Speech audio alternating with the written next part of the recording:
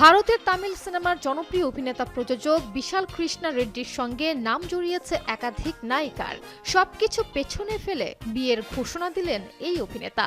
একই ফিল্ম ইন্ডাস্ট্রির অভিনেত্রী সাই ধনশিকার সঙ্গে ৭ পাকে বাধা পড়তে যাচ্ছেন এই তারকা। ১৯ মে অডিও ট্রেলার লঞ্চিং অনুষ্ঠানে উপস্থিত হয়েছিলেন বিশাল। এ সময় তার সঙ্গে ছিলেন অভিনেত্রী সাই ধনশিকাও। সেখানেই বিয়ের ঘোষণা দেন এই যুগল।